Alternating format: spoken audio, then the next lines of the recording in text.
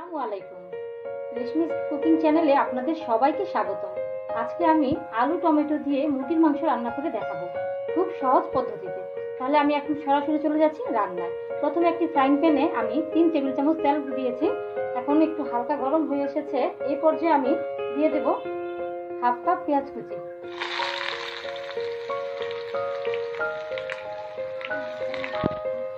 পেঁয়াজটা একটু হালকা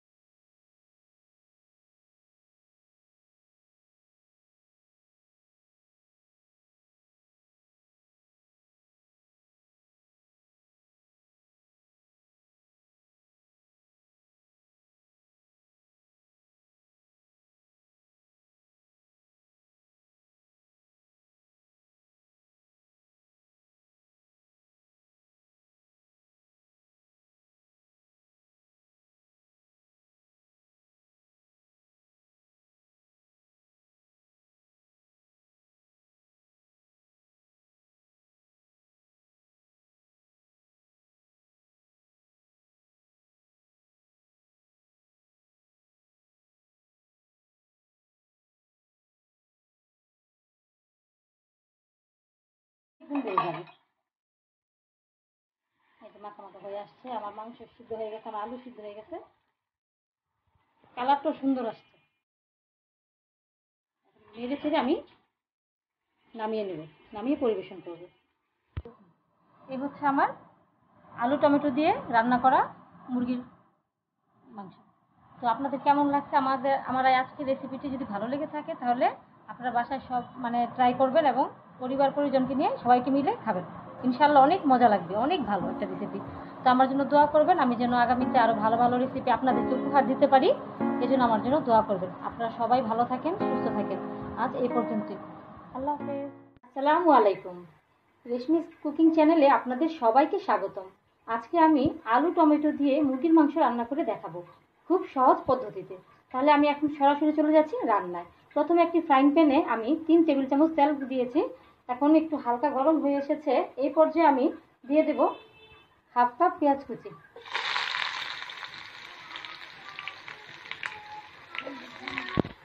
হ্যাঁ, পেঁয়াজটা একটু হালকা ভাজা ভাজা হয়ে আসলে এই পর্যায়ে আমি দেব কিছু গরম মশলা, 2টা তেজপাতা, 2টা এলাচ, 3টা এলাচ, 2টা দারচিনি আর 3টা লং।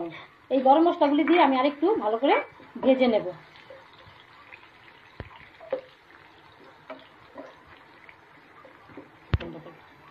আর দিয়ে দেব কিছুটা লবণ, পরে লবণটা দেখে পরে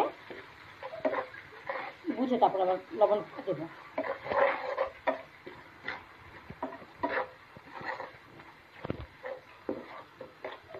একটু পেঁয়াজটা আরেকটু ব্রাউন কালার হবে।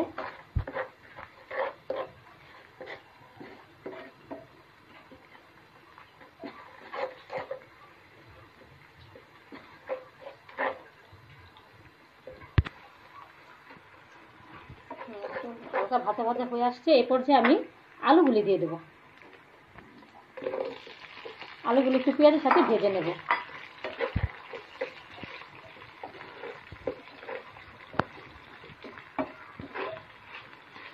আলুটা একটু সিদ্ধ হতে দেরি হবে, আর টমেটোটা দিলে তো আবার গলে যাবে, এই জন্য আলুটাকে একটু পেঁয়াজের সাথে ভেজে হালকা সিদ্ধ করে নেব।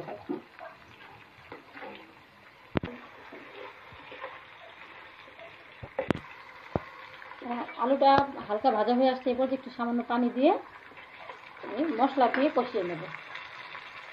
মশলার মধ্যে প্রথমে আমি 1.5 টেবিল চামচ আদা বাটা আর 1.5 টেবিল চামচ রসুন বাটা দিয়ে দিচ্ছি।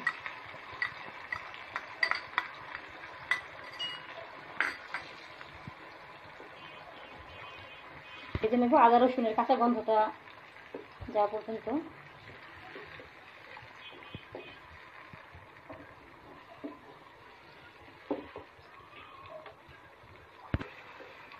এখন আমি গুঁড়া মশলাগুলো দিয়ে দেব। 1 চা চামচ হলুদ গুঁড়ো, 1/2 চা চামচ মরিচ গুঁড়ো, আর 1 চা চামচ ধনে গুঁড়ো দিয়ে আবার আমি কষা নেব। মশলা কষানো এই পর্যায়ে এখন টমেটোগুলি দিয়ে দেব।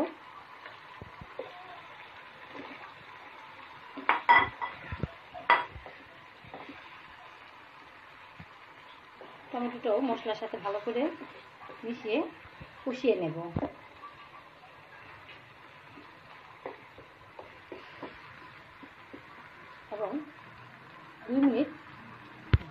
এবং 2 মিনিটের জন্য ঢাকনা দিয়ে ঢেকে মিডিয়াম আঁচে রান্না করব। 2 মিনিট আমাদের টমেটোটা একটু নরম হয়ে আসছে।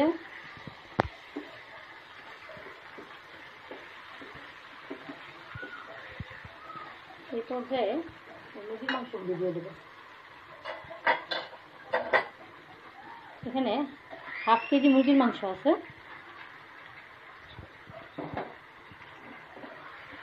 মুরগির মাংসের সাথে এই আলু টমেটো মশলাটা ভালো মতো মেখে কষিয়ে নেব।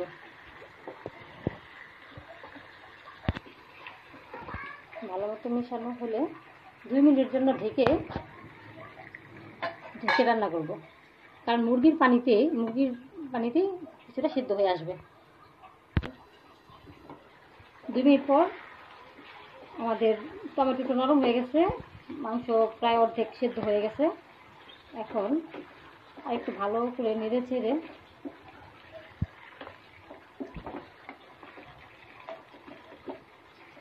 এখন আমি পরিমাণ মতো কিছু পানি দিয়ে দেবো মুরগির মাংসটা পুরোপুরি সিদ্ধ হওয়ার জন্য। বেশি পানি দেব না, আমি এটা একটু গাঢ় ঝোল ঝোল রাখবো, বেশি ঝোল রাখবো না, একটু মাখা মাখা হবে। এখন ঢাকনা দিয়ে ঢেকে 5 মিনিট রান্না করবো। 5 মিনিট পরে এসে দেখবো মাংসের কী অবস্থা।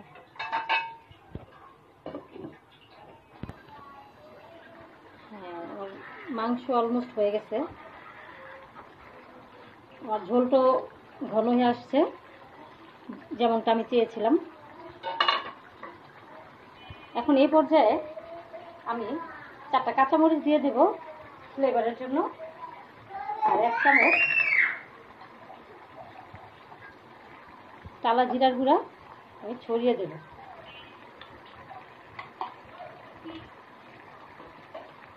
তাহলে মাংসের স্বাদ এবং ফ্লেভারটা অনেক গুণ বেড়ে যাবে। এই যে মাখা মাখা হয়ে আসছে, আমার মাংস সিদ্ধ হয়ে গেছে, আমার আলু সিদ্ধ হয়ে গেছে, কালারটাও সুন্দর আসছে। এখন নেড়ে চেড়ে আমি নামিয়ে নেব, নামিয়ে পরিবেশন করব। এই হচ্ছে আমার আলু টমেটো দিয়ে রান্না করা মুরগির মাংস। তো আপনাদের কেমন লাগছে আমার আজকের রেসিপিটি যদি ভালো লেগে থাকে তাহলে আপনারা বাসায় সব ট্রাই করবেন এবং পরিবার পরিজনকে নিয়ে সবাইকে মিলে খাবেন। ইনশাআল্লাহ অনেক মজা লাগবে, অনেক ভালো একটা রেসিপি। তো আমার জন্য দোয়া করবেন, আমি যেন আগামীতে আরও ভালো ভালো রেসিপি আপনাদেরকে উপহার দিতে পারি, এই জন্য আমার জন্য দোয়া করবেন। আপনারা সবাই ভালো থাকেন, সুস্থ থাকেন। আজ এই পর্যন্তই, আল্লাহ হাফেজ।